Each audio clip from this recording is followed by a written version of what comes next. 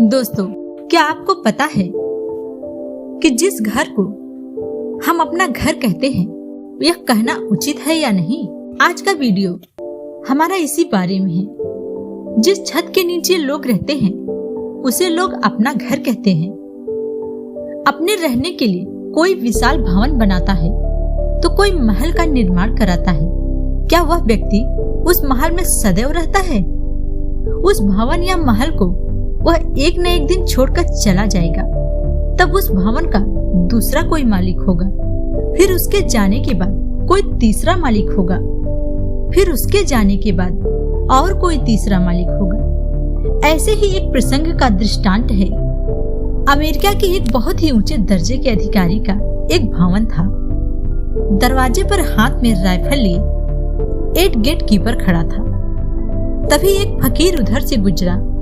उसकी नजर ऊंचे संगमरमर के बने भवन पर पड़ी। वो ठिठक कर रुक गया और गेट कीपर से जाकर बोला, महाशय, इस सराय में क्या मैं एक रात के लिए ठहर सकता हूँ? गेट कीपर फकीर की बात को सुनकर कुछ कड़वे शब्द में बोला, बाबा, यह सराय नहीं है, हमारे साहब का महल है। गेट कीपर की बात को सुनकर फकीर हंसने लगा और बोला, महल? कैसा महल? किसका महल? जहाँ तक मुझे याद है कि यह एक सराय है, जहाँ पर दूर दराज से आने वाले मुसाफिर आकर रात बिताते हैं और चले जाते हैं। गेट कीपर फकीर की बातों पर गुस्सा हो गया और फकीर उस भवन को महल मानने को तैयार न था। इस तरह दोनों के बीच तकरार बढ़ गई और आवाज अधिकारी तक पहुंच गई। अधिकारी अपने कक्ष से निकलकर बाहर आया और पूछने लगा, फकीर बाबा, क्या बात है?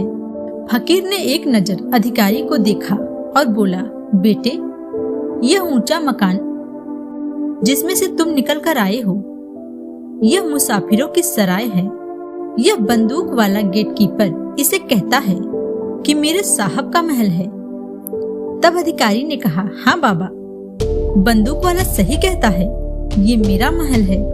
गलत, सरासर गलत। फकीर बोला, यह महल नहीं है, यह सराय है, क्योंकि बहुत दिन पहले जब मैं आया था तो इसमें कोई दूसरा रहता था। अधिकारी ने कहा, वह मेरे पिताजी थे।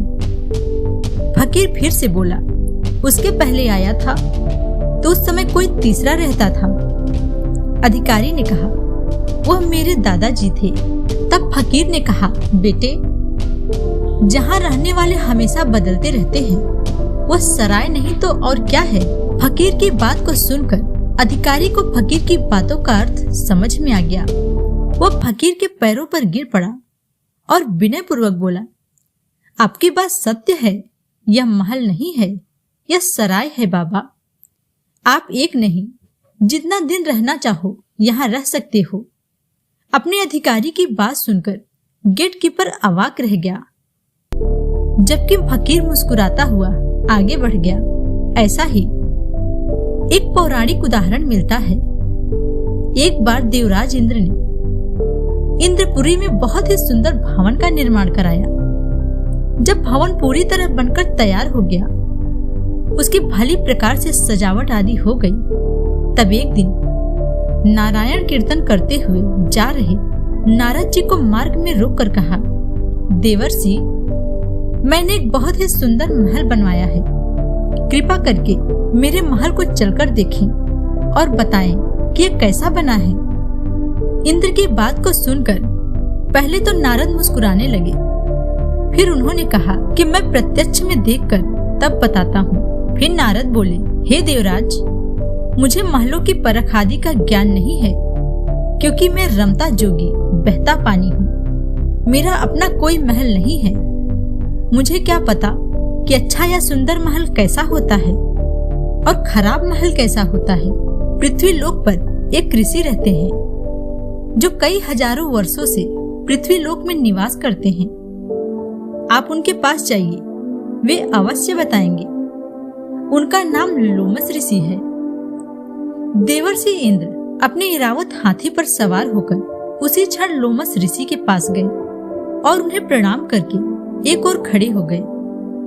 ऋषि उस समय ध्यान में मग्न थे।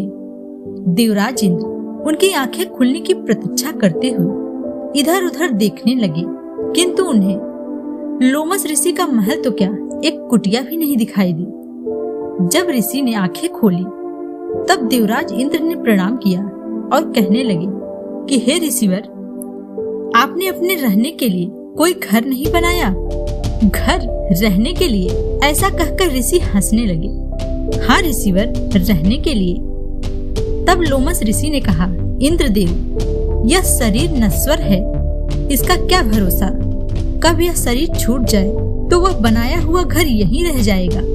जब घर साथ नहीं जाएगा तो क्यों बनाऊं?